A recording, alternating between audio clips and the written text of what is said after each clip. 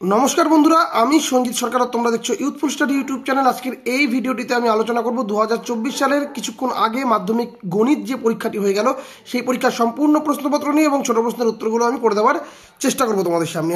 তো চলে আসি আমরা প্রশ্নে। প্রথম প্রশ্ন যেটা রয়েছে, প্রথম প্রশ্নের উত্তরটা কিন্তু এ হবে। প্রথম প্রশ্নের উত্তরটা কিন্তু এ হবে, তবে ডি হওয়ার সম্ভাবনা রয়েছে, কিন্তু যতদূর মনে হচ্ছে আমার এ হবে। 2 নম্বর যে প্রশ্নটা রয়েছে, 2 নম্বর প্রশ্নের উত্তর হবে কিন্তু ডি। 3 নম্বর প্রশ্নের উত্তরটা হবে এ নাম্বার। বিটা হওয়ারও চান্স রয়েছে, কিন্তু এটাই মনে হচ্ছে পারফেক্ট হবে।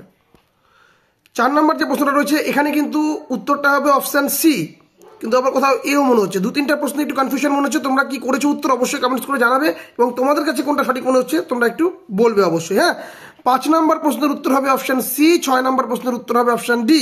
চলে আসি শূন্যস্থান পূরণে। শূন্যস্থান পূরণের প্রথম উত্তরটাই হবে কিন্তু 3, 1 নম্বর দাগে। 2 নম্বরটা কিন্তু হবে সরল সুদা শুধু লিখতে পারো তোমরা, আবার সমূল চক্রবৃদ্ধি লিখলেও কিন্তু হবে। 3 নম্বরটা হবে সমানুপাতিক। 4 নম্বরটা হবে 60 ডিগ্রি।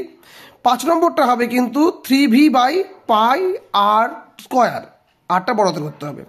6 নম্বর কিন্তু তোর হবে হচ্ছে 22।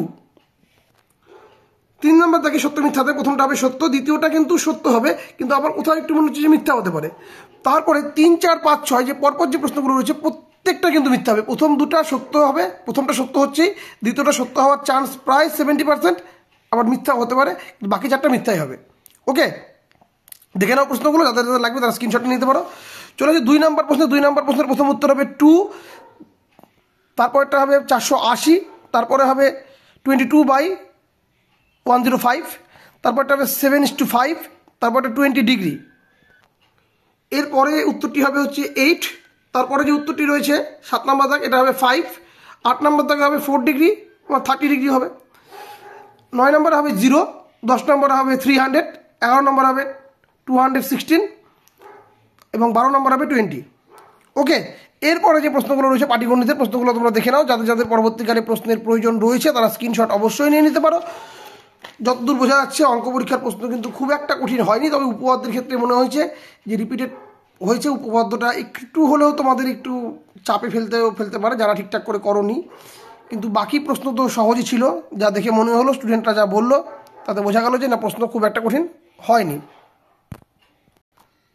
সম্পূর্ণ প্রশ্নপত্রটি আমি তোমাদের সামনে তুলে ধরছি। যাদের যাদের পরবর্তীকালে প্রয়োজন হবে, যে প্রশ্নটা একবার দরকার আছে, তারা অবশ্যই কিন্তু স্ক্রিনশট নিয়ে নিতে পারো। আমি সেভাবেই কিন্তু তোমাদের সামনে ধরে চলেছি। প্রশ্ন খুব সুন্দর হয়েছে, প্রত্যেকটি পরীক্ষার প্রশ্নই খুব ভালো হয়েছে। একটু ঘুরিয়ে পিছিয়ে সেটা তো হওয়া স্বাভাবিক, কিন্তু বাকি ওভারঅল প্রশ্ন খুব ভালো হয়েছে। এই হচ্ছে তোমাদের টোটাল সম্পূর্ণ প্রশ্নপত্র। তো আজকের মতো ভিডিও এখানে শেষ করছি। দেখা হবে তোমার সঙ্গে পরবর্তী ভিডিওতে। ধন্যবাদ।